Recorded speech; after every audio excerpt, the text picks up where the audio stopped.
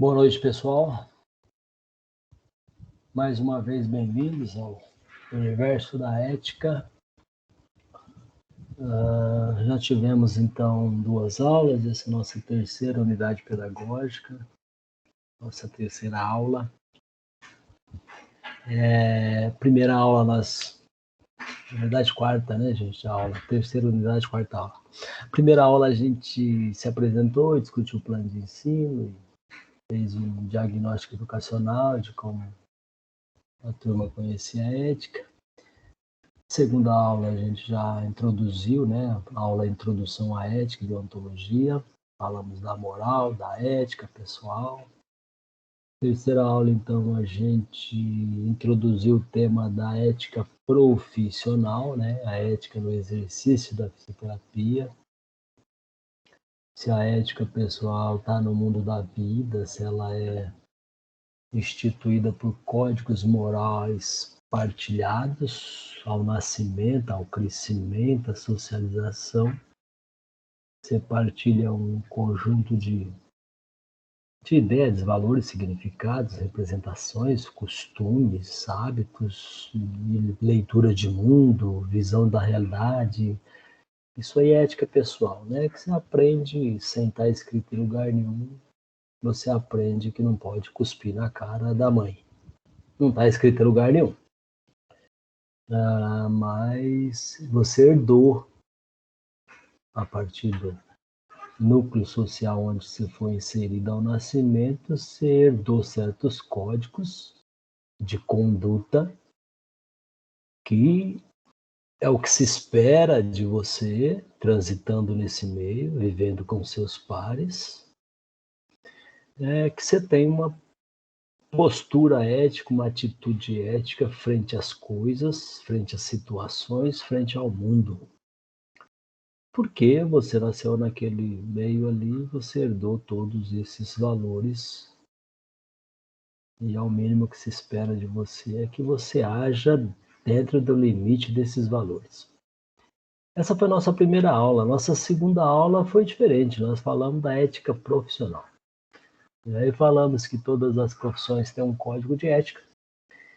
E agora a gente está falando na sua atitude, no seu transitar, no seu agir durante o exercício profissional, né?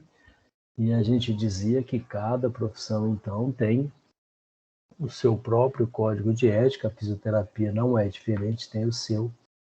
E a gente falava, então, de como as profissões se organizam ancorados nos seus próprios códigos de ética, que é o que se espera do profissional no exercício da medicina, da odontologia, da psicologia, da fisioterapia, da fonoaudiologia, da arquitetura, da engenharia, todos têm os códigos de ética. E hoje, então, a nossa terceira aula vai falar do código de ética específico da fisioterapia.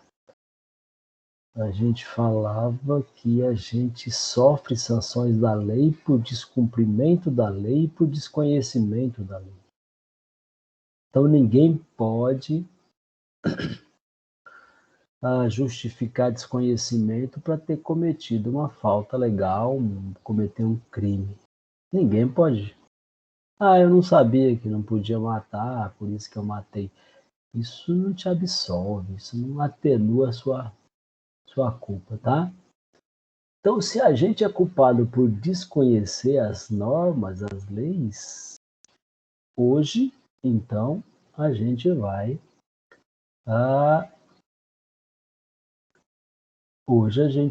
então,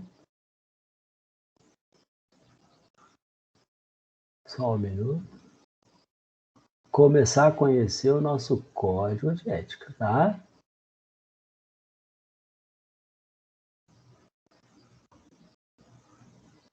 Vamos lá. Essa é a terceira aula, então. Essa aula é extensa, nosso código de ética inteirinho, nós vamos passar artigo por artigo. É lógico que de uma forma mais dinâmica, eu vou trazer casos concretos para não ficar um conteúdo mais denso, mais tedioso, né? A gente vai falar de normas, de lei, Quem gosta de estudar isso é quem faz advocacia. A gente não gosta, geralmente. Quem gosta é estudante de direito, né? Que fica estudando as leis. Geralmente a gente gosta de estudar anatomia, fisiologia, a gente quer aprender a cuidar do outro. Mas nessa disciplina, então, a gente vai tratar dessa questão que é inerente ao exercício da nossa profissão, que é a ética profissional, o nosso código de ética profissional. A gente dizia na primeira aula que quem não exerce a fisioterapia com ética, nem fisioterapeuta é. Então, para além de conhecer o corpo humano, os cuidados em fisioterapia, os recursos eletrotermofototerápicos, a gente também tem que conhecer o código de ética, sob pena de ser um fisioterapeuta, cometer uma falta ética grave e deixar de ser um fisioterapeuta pela falta que cometeu. Então, se eu não posso alegar desconhecimento, então vamos conhecer artigo por artigo do nosso Código de Ética, que está instituído pela Resolução COFITO 424 de 2013. Essa é a última versão do nosso Código de Ética. Existiram outras antes, mas essa é a versão vigente, a válida. Ok? Então, debate pronto. Vamos lá.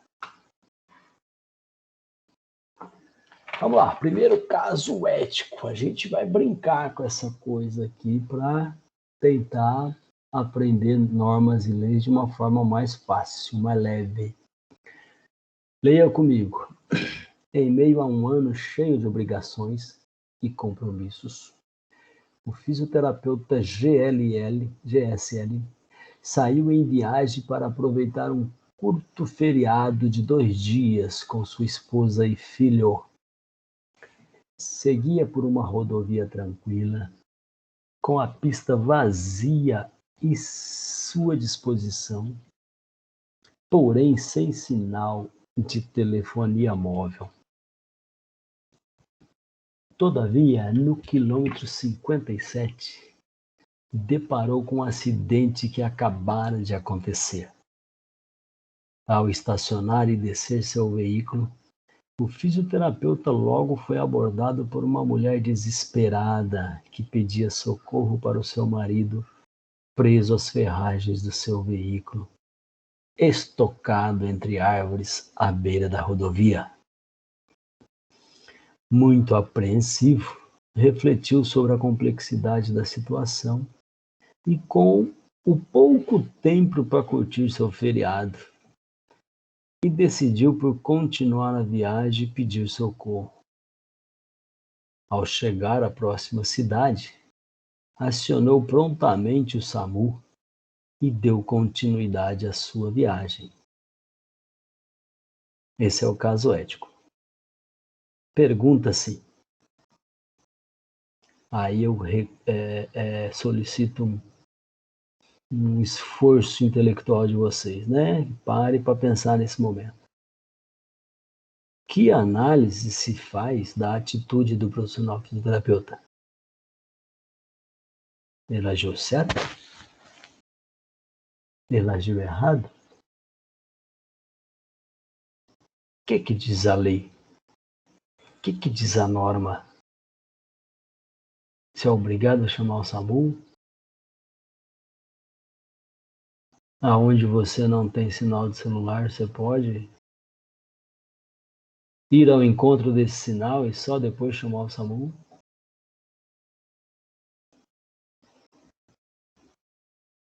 Ele negou a omissão de socorro? Isso caracteriza a omissão de socorro? Não. Ele chamou o SAMU na próxima cidade.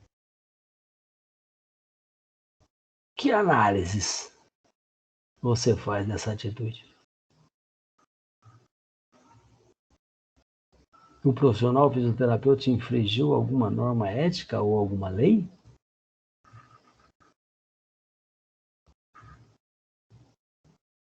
Do ponto de vista ético, qual a melhor atitude devia tomar esse profissional?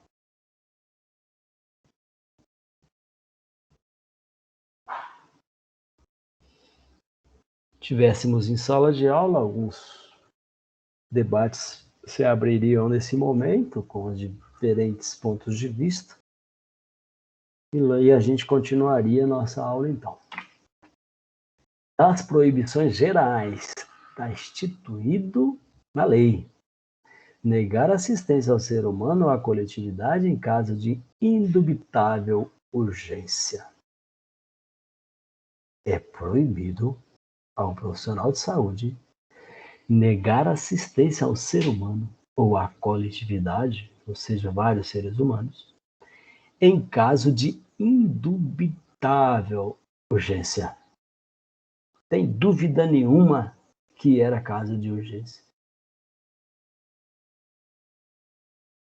Tinha uma pessoa morrendo, presa às ferragens, ancorada em 2 árvores, onde o carro ficou preso.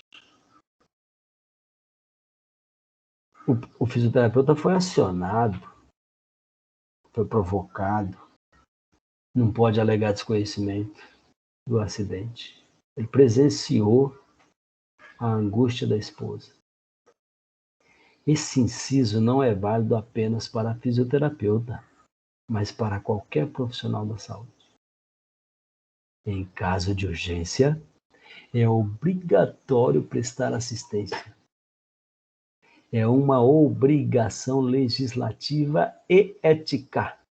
Para além do Código de Ética, a omissão de socorro é crime previsto em Código Penal.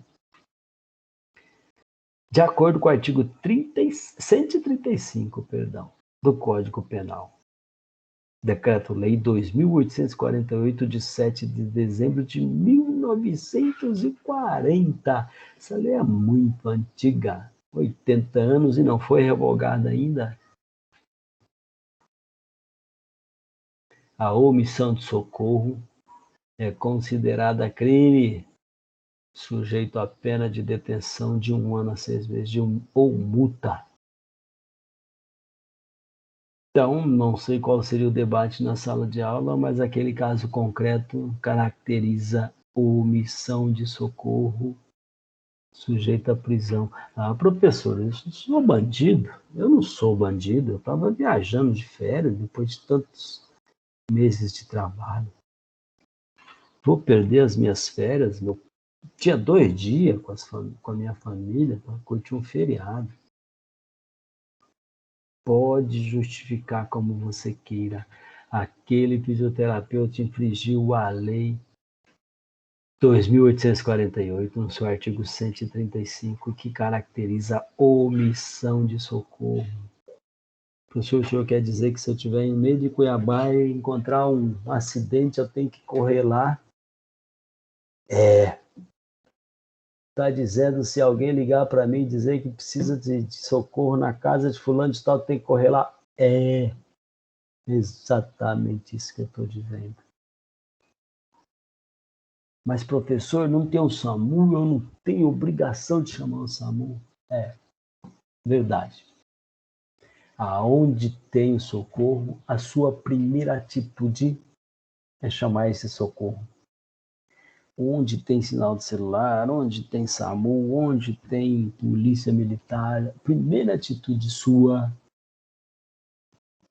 é chamar o socorro.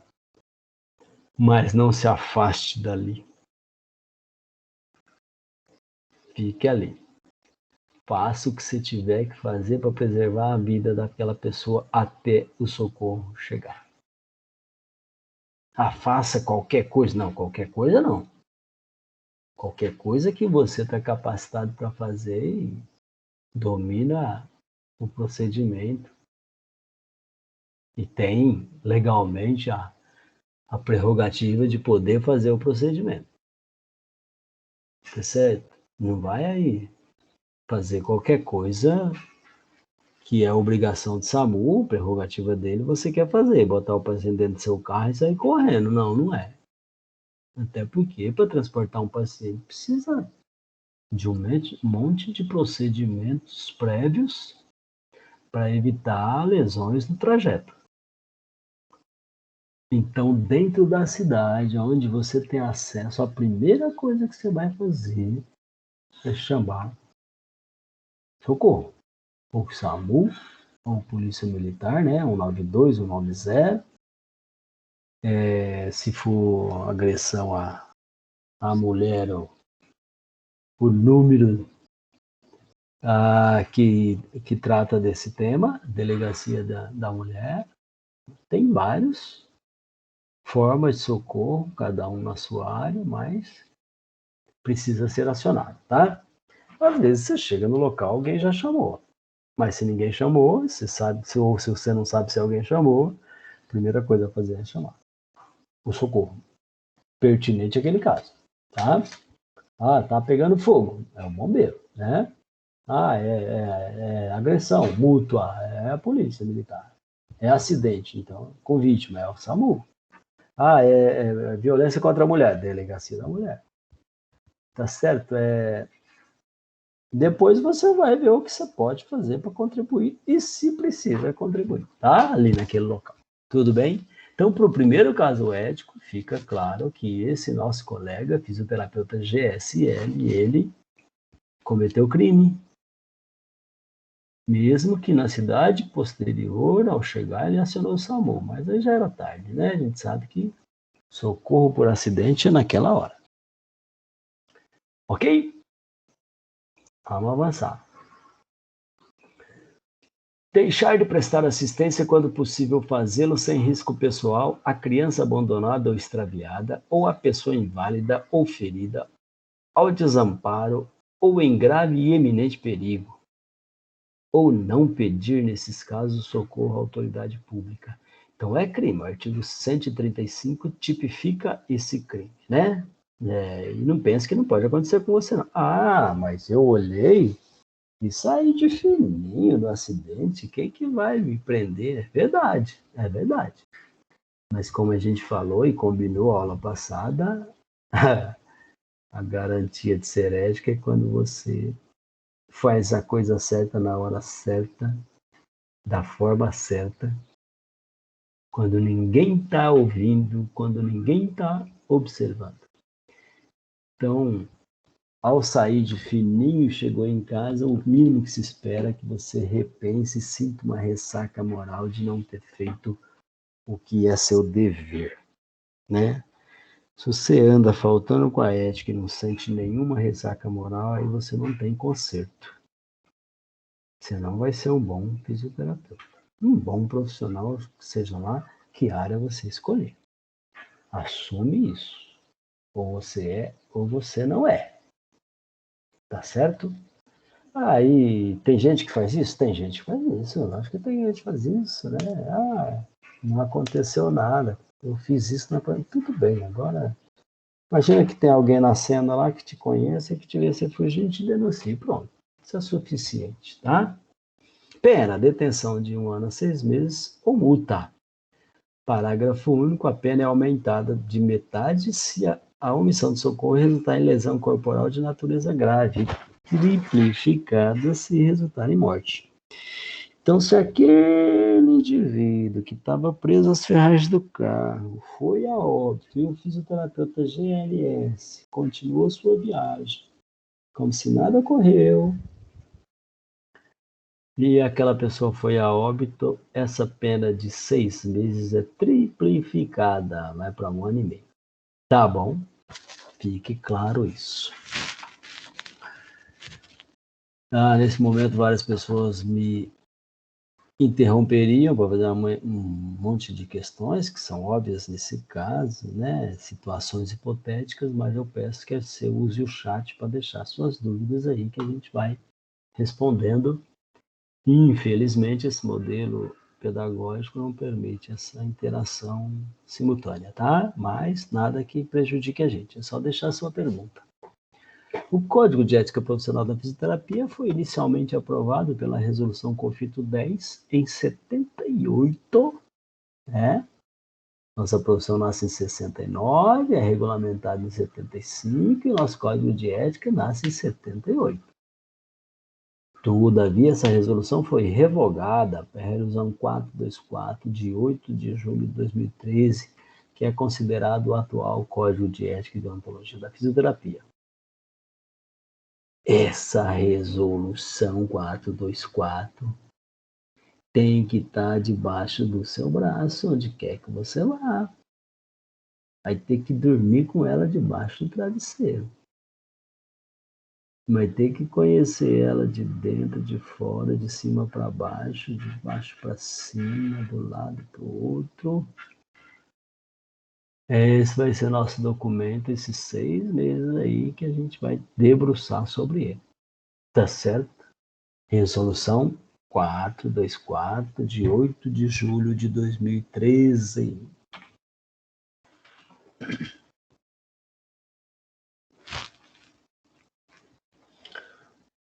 Essa resolução é dividida em 5 capítulos. Cada capítulo fala sobre um assunto específico. O primeiro capítulo fala das disposições preliminares. Vou falar das normas gerais. O segundo fala das responsabilidades fundamentais. O que pode, o que não pode fazer um fisioterapeuta. O que está no âmbito da ação desse profissional, quais os limites, até onde ele pode ir, até onde ele pode não ir, até qual é o limite da atuação do fisioterapeuta. Ele pode ir lá desligar o ventilador mecânico porque a pessoa não tem mais prognóstico, vai morrer mesmo, está sofrendo e pediu isso. Não pode. Então, existem limites da nossa atuação, tá certo? E existe também o que a gente pode fazer, o que a lei autoriza a gente fazer e, principalmente, autoriza que aquele procedimento é só nós que podemos fazer.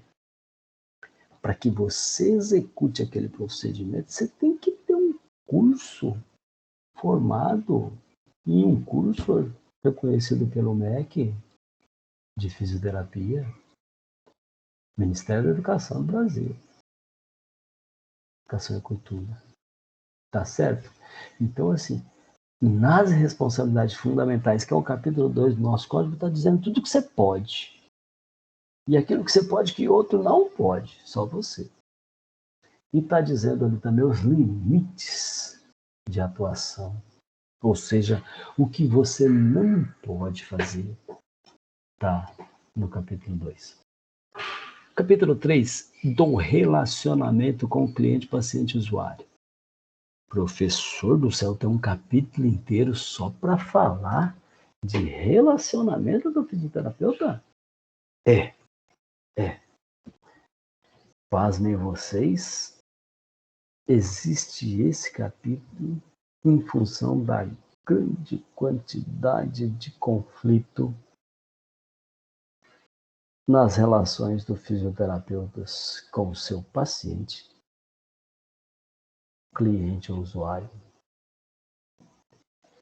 com o seu colega de trabalho, ou seja, outro fisioterapeuta, com membros da equipe, ou seja, médico, enfermeiro, psicólogo. Então, aí existe conflito com ele mesmo.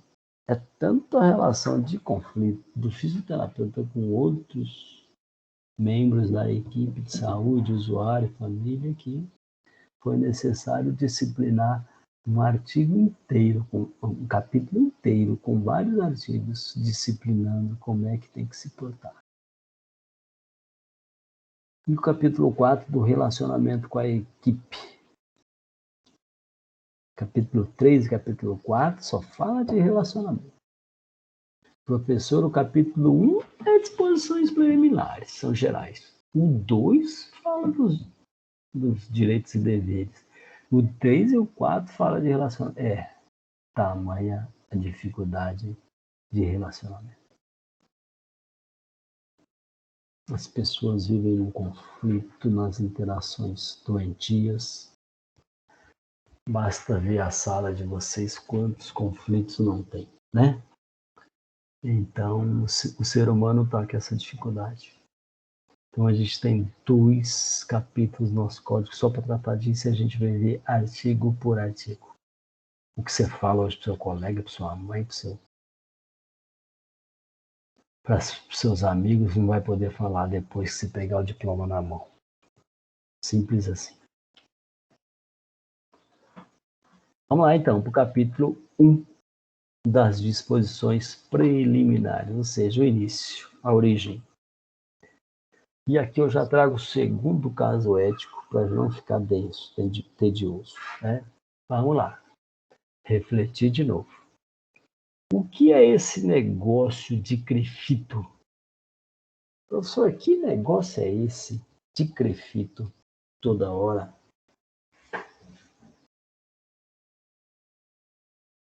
O caso em si, ao ser fiscalizada pelo conselho de classe, ou seja, crefito, em seu consultório, a profissional fisioterapeuta foi autuada por não portar a carteira de habilitação em fisioterapia concedida pelo CREFITO 9 no ato,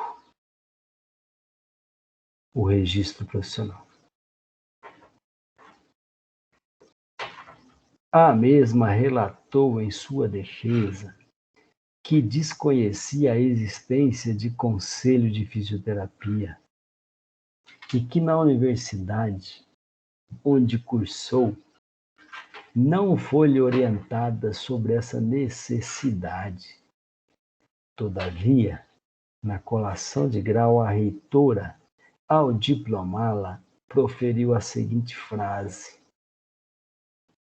exercei a vossa profissão.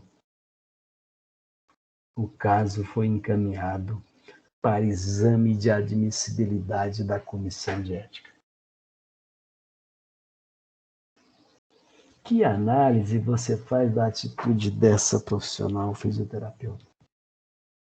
Ela agiu certo?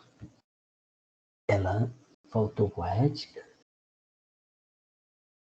Era obrigada ela ter em mãos uma carteira profissional dizendo que ela é fisioterapeuta? E se ela deixou essa carteira em casa? Que pecado é esse? Pode deixar em casa? Não pode? Esse documento é tão fundamental assim? Sem ele não pode exercer a fisioterapia? Que análise você faz da atitude da profissional? Outra questão para a gente refletir. A profissional fisioterapeuta infringiu alguma norma ética? Do ponto de vista ético, qual a melhor atitude devia ter tomado essa profissional? 3 perguntinhas para responder o nosso problema. Se tivesse em sala de aula, vocês estariam se pronunciando. Mas aqui a gente só vai parar a refletir ou não. Que carteirinha é essa? Que conselho é esse? Então, para a gente entender, primeiro, quando você sair da sua faculdade, na colação de grau, a reitora da FACIP ou o reitor da FACIP, na hora de você colocar aquele chapeuzinho todo personalizado, ela vai dizer assim: exercer com a autoridade que o Estado brasileiro me concede, eu autorizo a você, exercei a vossa profissão. Apesar dessa frase ser muito bonita e imperativa, exercei a sua profissão, ela não é de todo absolutamente correta. Só pode exercer uma profissão regulamentada quem cumprir 2 critérios. Que você seja Aqui estão alguns resultados de uma pesquisa. Que você seja diplomado por uma faculdade, por uma universidade, por um centro universitário autorizado pelo MEC, Ministério da Educação e Cultura. Mas isso somente não te dá o direito de exercer a fisioterapia ou qualquer outra profissão regulamentada. O segundo critério que você precisa cumprir é que você seja inscrito no seu devido conselho de classe. como a gente estudou aula passada, cada profissão regulamentada tem seu próprio conselho de classe. O CREA é o conselho dos engenheiros agrônomos, engenheiro civil. O CREF é o Conselho da Educação Física, o CRM da Medicina, o CRO da Odontologia, o CRF da Farmácia, o CRP da Psicologia. Professor, e por que o CREFITO não é CR alguma coisa esse nome? CREFITO? Porque a gente não podia ser Conselho Regional de CRF. Porque a gente tem duas profissões da saúde no mesmo conselho. Fisioterapia e terapia ocupacional. A mesma lei que criou uma, criou a outra.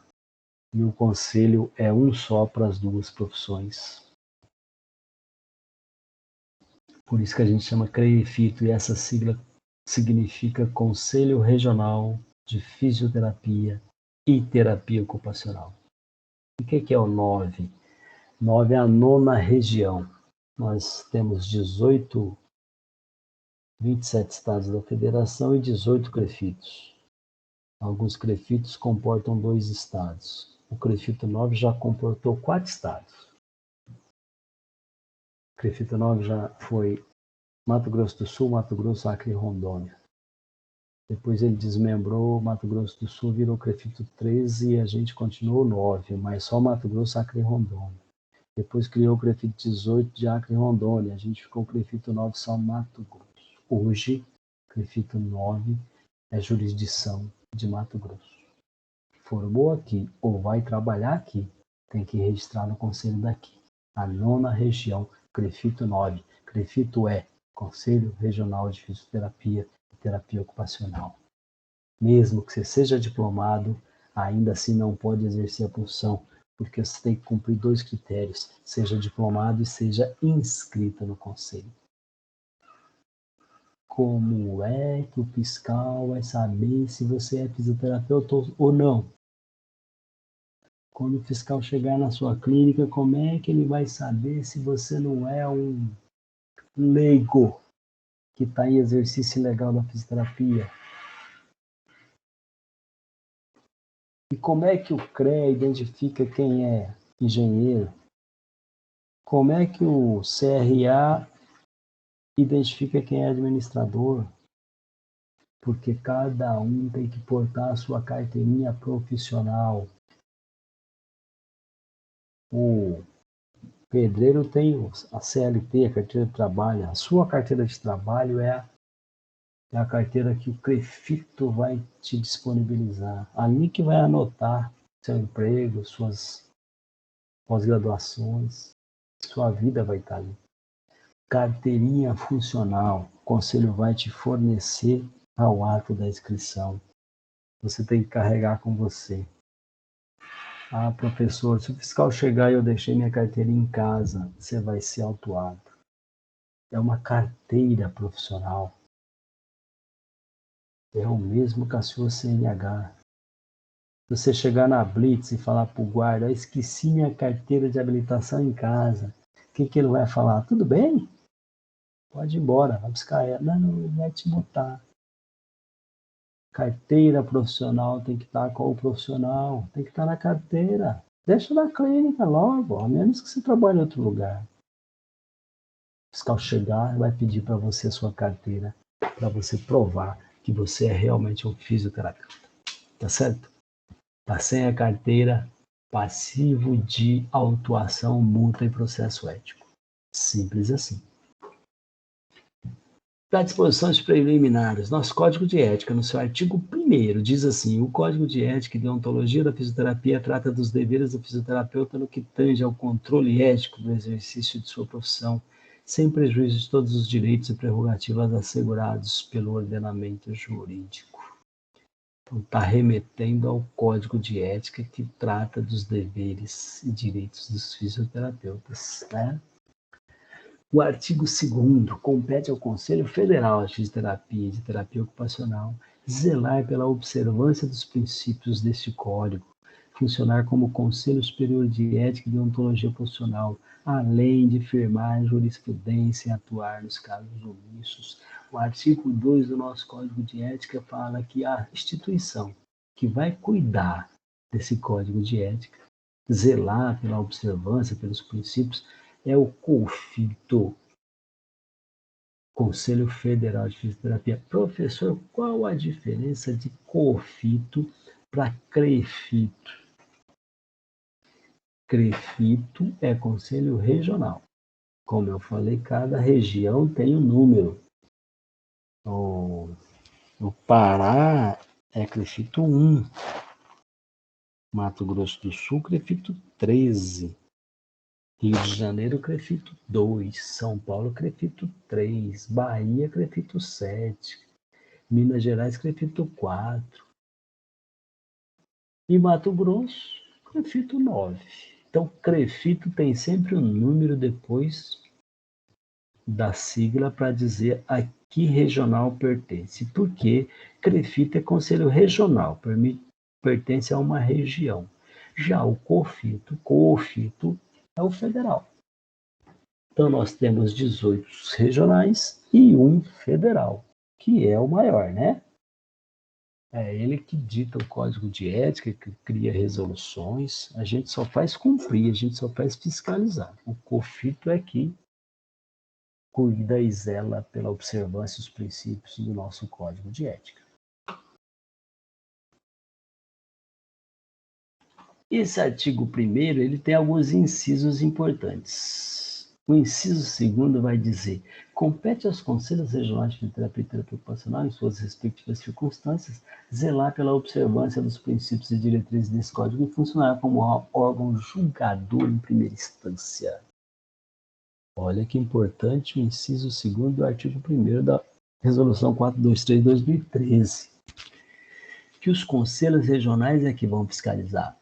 Fiscalizar o quê? Está cumprindo a lei. Que lei? O Código de Ética instituído pelo Federal, pelo Conselho Federal. E se de repente foi lá e descobriu que o fisioterapeuta foi flagrado porque não está cumprindo, aí ele tem por obrigação instituir o Tribunal de Ética e julgar o colega. Em primeira instância, todo julgamento que há condenação, o réu, o fisioterapeuta réu, tem direito a recorrer para a segunda instância, que é o COFITO. Só tem 2 instâncias, tá? Então, se ele perder em primeira instância, ele ainda pode recorrer para a segunda instância, ou seja, o COFITO.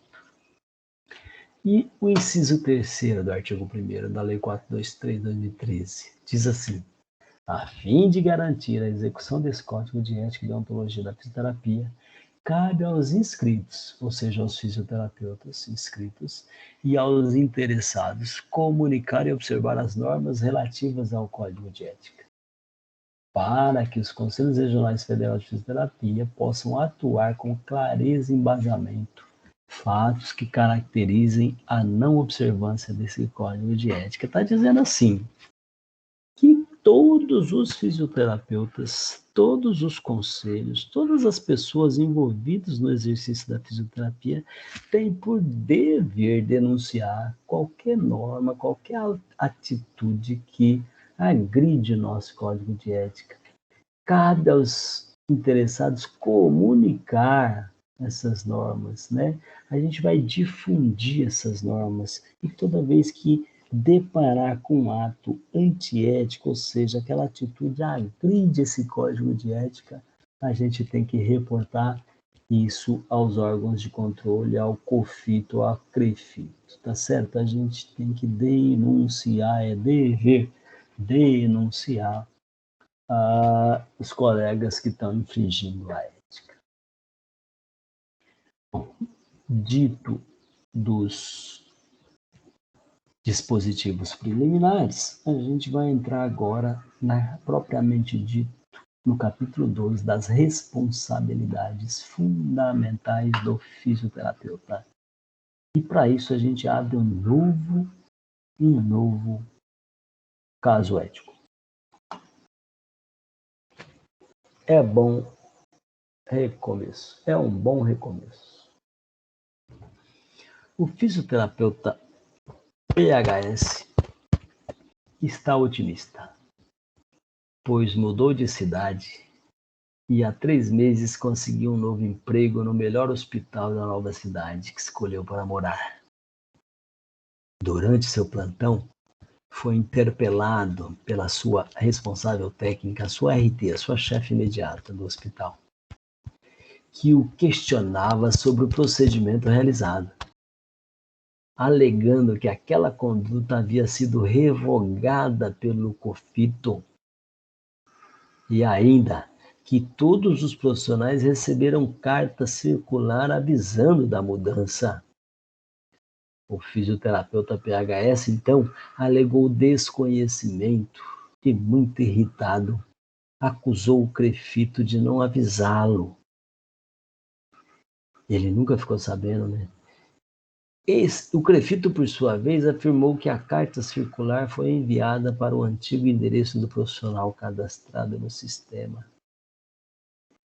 Dito isso, pergunta-se que análise se faz da atitude desse profissional. Então vamos lá, nós todos, analisar esse caso à luz do nosso código de ética. Então o fisioterapeuta mudou de cidade, está muito otimista, conseguiu um emprego no melhor hospital da cidade, está lá no seu primeiro dia de trabalho. Quando ele foi atender um paciente, a chefe dele interrompeu o atendimento, dizendo que ele não podia fazer aquele procedimento, porque aquele procedimento havia sido revogado. Ou seja, não se podia mais fazer aquilo com os pacientes, porque o Conselho COFITO havia revogado aquela conduta. Puxa vida, professor, isso pode acontecer? Pode, gente. Então, o senhor está dizendo que eu aprendi na faculdade um procedimento e anos depois aquele procedimento é proibido? É, gente, é assim que funciona a ciência. Só fazendo um preâmbulo aqui, gente. Falar da gente é piegas, né? Mas o exemplo vai ajudar a elucidar a nossa compreensão sobre isso. Quando eu me formei, eu aprendi que a gente fazia crioterapia por 5 minutos, apenas. Crioterapia é gelo, uso de gelo.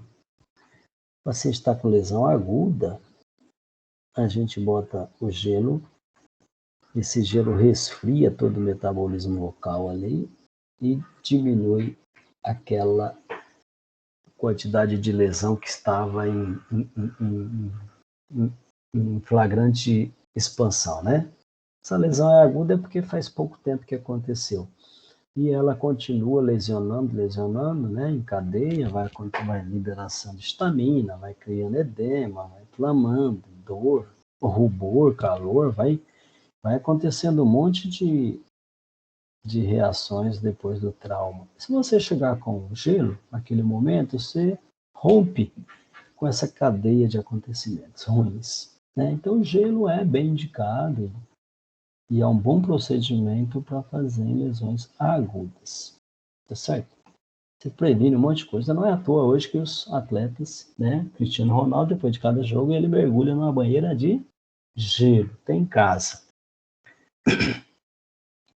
Os clubes todos têm no vestiário várias banheiras, 22 banheiras, para quando o atleta acabar do jogo, ele entra na banheira de gelo, né? Porque micro lesões ali que tá se desenvolvendo, elas são paralisadas, limitadas, né? Então, é um bom procedimento e sustentado pela comunidade científica hoje. Porém, quando eu era estudante, estava aí sentado na cadeira no lugar de vocês, eu aprendi que gelo durante 5 minutos faz vasoconstrição, ou seja, os vasos se fecham todos, até 5 minutos. E depois de 5 minutos eles fariam vasodilatação. Então, abria todos os vasos e aí continuava aquela cadeia de lesões acontecendo. Então, não podia fazer vasodilatação, só podia fazer vasoconstrição. E a gente aprendeu que vasoconstrição são os primeiros 5 minutos de gelo. E depois, aquele efeito reverbera e vira um problema, porque o gelo, depois de 5 minutos, causava mais dano do que benefício. É assim que eu aprendi. E quando eu comecei a atender meus primeiros pacientes, eu botava o gelo e ficava ali cronometrando. Quando dava 5 minutos, eu corria lá e tirava o gelo lá do tornozelo do paciente. Rapidão. Hoje, já se sabe que o gelo pode ficar 30, 40 minutos e não faz vasodilatação de jeito nenhum. Isso não existe. E eu aprendi na faculdade isso. Então, à medida que os novos trabalhos científicos, novas publicações vão surgindo, elas vão atualizando os conceitos mais antigos, tá? Então, isso pode acontecer sim. Ah, professor, e como é que eu vou saber? Se mantendo constantemente atualizados. Parar de estudar, você não vai parar nunca mais na sua vida. É assim que se espera. Tá certo? Então, o que aconteceu lá no hospital? O fisioterapeuta está fazendo um procedimento que já havia sido revogado pelo conselho e a chefe dele foi lá e questionou ele. Para com isso, você não pode continuar fazendo isso. Esse procedimento não é mais autorizado, porque ele causa malefício ao paciente. O fisioterapeuta ficou bravo e falou que ele nunca soube disso. Que quem tem a obrigação de avisar quando muda a lei é o CREFITO. E ele nunca foi avisado. Perfeito. É isso mesmo. E o que o CREFITO falou para se defender? Falou que ele encaminhou uma carta circular para todos os fisioterapeutas inscritos. E ele encaminha para onde? Para o endereço do profissional. E quem que fornece esse endereço? O próprio profissional no ato da inscrição. E se o profissional mudou de endereço, ele tem por obrigação atualizar o seu endereço. Então, o fisioterapeuta estava fazendo um procedimento que há muitos já havia sido revogado. Ele nunca soube dessa revogação, porque quando ele mudou de cidade, ele não atualizou o endereço do CREFITO. O CREFITO mandou a carta circular avisando da revogação para o endereço antigo dele. Problema de quem? Ele. Por que o problema é dele? Porque o capítulo 2 das responsabilidades fundamentais do nosso Código de Ética diz assim: para o exercício profissional da fisioterapia é obrigatória a inscrição no Conselho Regional da Circunscrição, ou seja, CREFITO 9 de Mato Grosso, em que atuar na forma da legislação em vigor, mantendo obrigatoriamente seus dados cadastrais atualizados junto ao sistema COFITO-CREFITO. A lei é clara. O artigo 3º é imperioso em dizer: quem é responsável pelo seu endereço é você mesmo. Se está lá o endereço que não é o seu, lá no seu cadastro, foi você que colocou o endereço lá e não atualizou ou colocou errado. Todas as correspondências oficiais vão para esse endereço. E como hoje há uma globalização, os fisioterapeutas transitam por vários estados e até países, tem que atualizar toda a mudança de endereço. É só entrar no sistema, coisa de 4 minutinhos, você vai lá de casa, você atualiza. Tá certo? Então, não há como ter desculpa para isso. E a lei é clara. Ele não soube porque eu estava com o endereço desatualizado e vai ser autuado. O fisioterapeuta deve portar sua identificação profissional sempre que em exercício. Então, é o que eu falei no artigo anterior. Se está em exercício da fisioterapia, tem que estar com a carteira na mão, tá? Ao alcance das mãos. A atualização cadastral deve ocorrer minimamente a cada ano, respeitando as regras específicas quanto ao recadastramento nacional. De 5 em 5 anos, ou num espaço maior, o COFITO faz recadastramento, tá? De todos os profissionais. Então, assim, se você já atualizou o endereço, mas vai haver um recadastramento, você tem que recadastrar e atualizar de novo. Tudo bem? Eu não mudei de endereço, então não precisa. Quem precisa atualizar o endereço é quem mudou de endereço. Tudo bem? Vamos olhar a hora, tá, já está quase que rompendo aqui o nosso tempo. Artigo 4º, o fisioterapeuta presta assistência ao ser humano, tanto no plano individual quanto coletivo, participando da promoção da saúde, da prevenção de agravos, do tratamento e recuperação da saúde e cuidados paliativos, sempre tendo em vista a qualidade de vida, sem discriminação de qualquer forma ou pretexto e segundo os princípios do sistema de saúde vigente no Brasil. O sistema de saúde vigente no Brasil é o Sistema Único de Saúde, é o SUS, tá certo? Esse artigo 4º é que nos autoriza a trabalhar em tudo que é nível de atuação da profissão da saúde. Pode trabalhar no PSF fazendo promoção de saúde, pode trabalhar numa policlínica fazendo prevenção de agravos, pode trabalhar num centro de reabilitação fazendo reabilitação, recuperação, pode trabalhar num hospital fazendo tratamento. É esse artigo 4º que diz que ninguém pode chegar onde você está trabalhando e falar, não, aqui fisioterapeuta não pode trabalhar. Pode. Em todos os níveis, primário, secundário ou terciário, o fisioterapeuta pode atuar, segundo o artigo 4º da Resolução 423, de 2013, 424, perdão. E ele vai atuar sem discriminação de qualquer forma ou pretexto, segundo os princípios do SUS. Sem discriminação, cuidado com isso. Tá claro, discriminar paciente ou profissional. Ou assim, não vou atender aqui, só vou atender ali. Está discriminando espaço de prática. Tá certo? Cuidado, não pode haver qualquer tipo de discriminação no exercício da fisioterapia.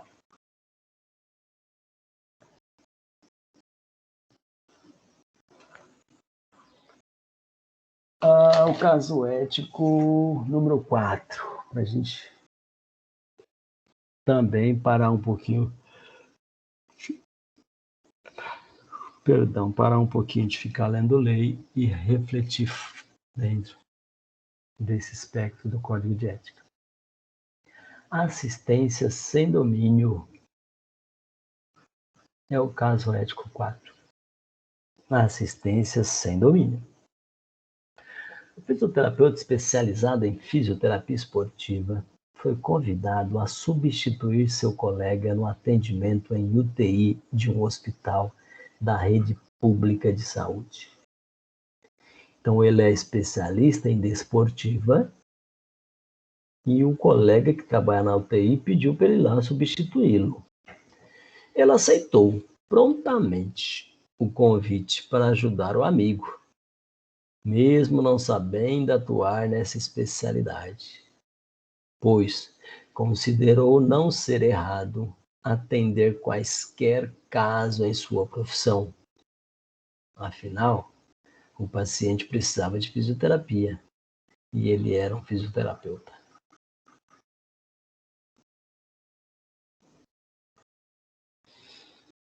Que análise se faz da atitude desse profissional fisioterapeuta?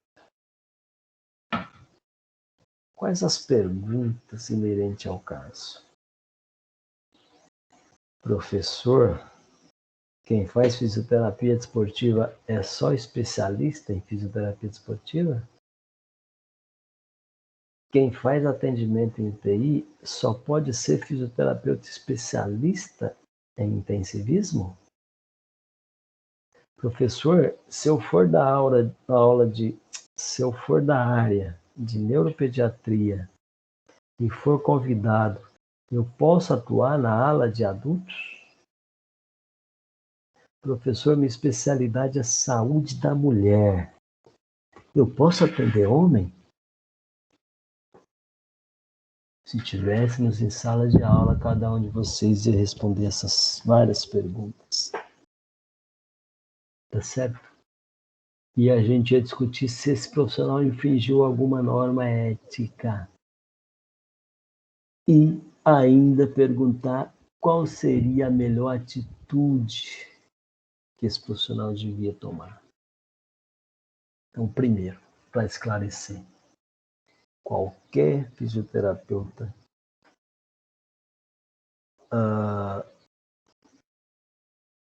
diplomado por uma escola reconhecida pelo MEC e inscrito no seu conselho, ou seja, qualquer fisioterapeuta apto a atuar, ele pode exercer qualquer procedimento que ele domine. Ele é um fisioterapeuta generalista, que quer dizer que ele pode atuar em todas as áreas. Professor, o que você está dizendo é que eu, não sendo especialista em dermatofuncional, eu posso ir lá e abrir minha clínica e atender e exercer procedimentos de dermatofuncional? Exatamente isso. Você não está impedido de executar qualquer procedimento que você domine. Ah, professor, mas eu não sou especialista, eu não domino certos procedimentos. Então, se você não domina, você não vai executar. Ah, professor, mas na graduação eu aprendi Bobat muito bem e eu vou exercer esse método, porque apesar de eu não ter feito a capacitação após nesse método, eu domino o procedimento, eu quero aplicar, pode. Então, o generalista pode atuar na área esportiva, na saúde da mulher, na dermatofuncional, na ortopedia, na neurologia, na UTI, no intensivismo? Pode, é o que eu estou falando. Você pode exercer qualquer procedimento em qualquer área de especialidade, depois de formado e sem nenhuma pós-graduação. Pode. O que você não pode é se anunciar especialista. Aí você não pode. Porque você não é. Existe a tentação também de pensar que você vai ser mais eficiente que um especialista na área. Também não vai. A probabilidade é que não vai. Imagina que o generalista tem que saber ortopedia, neurologia, pneumologia, cardiologia, reumatologia, todas as gias e tudo. E tem que saber tudo. Ele é generalista. O fato é que ele sabe superficialmente de tudo. Realmente. Superficialmente. Agora o especialista esqueceu tudo, o resto só está atendendo intensivismo. Ele só estuda, só trabalha com UTI há 5 anos. Como é que você vai conseguir ser mais eficiente que ele? Difícil. A probabilidade é que você não consiga competir com ele, se sobressair no mercado, concorrendo com especialistas, sim, naquela área, tá? No general, e se eu for trabalhar lá no centro de reabilitação, aí você tem na policlínica, você tem que ser generalista, porque lá vai chegar criança, adulto, pneumologia, ortopedia, neurologia, lá vai chegar tudo. Sendo especialista ali não vai te servir para nada, porque se é especialista em ortopedia, chega o paciente de neurologia e você tem que atender. Tá certo? Então, assim, agora, o que não pode? E não pode de jeito nenhum. Você aceitar um trabalho ou um paciente cujo domínio você não tem. Cujo domínio você não tem. Aí você não pode aceitar. O que o senhor está falando, professor? Eu estou falando assim, tem um procedimento de UTI que chama ventilação não invasiva, ou CPAP. É um procedimento que tem um aparelho específico, você tem que programar, e programar dentro das condições clínicas do paciente, senão você vai agravar o quadro dele. Aí foi lá um fisioterapeuta desportivo, ciclou tudo errado, fez tudo errado, fez o procedimento e agravou o quadro. Vai responder? Vai. Porque você não tinha domínio. Você tem autorização para fazer qualquer procedimento que você domina. O que você não domina, você não pode fazer. Tá certo? Então, assim, eu não tenho pós-graduação e vou trabalhar só com ortopedia. Pode. Vai exercer os procedimentos da ortopedia, aqueles que você aprendeu na faculdade. Você não tem pós-graduação, a única coisa que você sabe é da faculdade. Pode. Aí, se comparar com o especialista em ortopedia, além desses procedimentos da faculdade, ela aprendeu um monte de outro. outros recursos, outros saberes, outras práticas, outros conhecimentos. Tá certo? Que fique bem claro isso. E o que diz o artigo 5º nesse assunto? O fisioterapeuta avalia sua capacidade técnica e somente aceita atribuição ou assume encargo quando capaz de desempenho seguro para o cliente, paciente, usuário, em respeito aos direitos humanos. Tá certo? Então tá claro no artigo 5 que você pode aceitar qualquer atribuição e assumir qualquer cargo, desde que seja capaz de desempenhá-lo. Tá? E o parágrafo único do artigo 5 ainda complementa. No exercício da sua atividade profissional, o fisioterapeuta deve observar as normatizações e recomendações relativas à capacitação e à titulação emanadas pelo Conselho Federal de Fisioterapia. O que esse inciso fala? Que para você ser um especialista, não basta fazer uma pós-graduação. Tem que ficar claro isso na cabeça de vocês. Olha lá, duas coisas que a gente já ressignificou hoje. Pegar o diploma não te dá direito de atuar, você precisa registrar. E fazer uma pós-graduação não te dá o direito de falar que é especialista. Para ser especialista em fisioterapia, você tem que submeter a prova de proficiência do COFITO. O que é essa prova de proficiência? É a prova do especialista. É a OAB do especialista. Aquela prova do estudante de direito sai da faculdade, ele não é advogado, ele tem que passar na prova da OAB para pegar a carteirinha. Mesma coisa. Você só pode dizer que é especialista se passar na prova de proficiência. É uma prova nacional, acontece no Brasil inteiro, a cada 2 anos.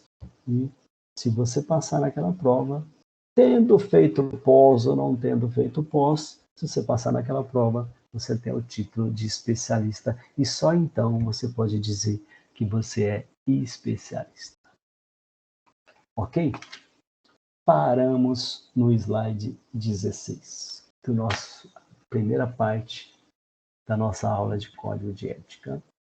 A gente retoma na próxima semana, lembrando que essa aula é relativa ao dia 10/9/2021. Beijo no coração, fiquem com Deus e se cuidem.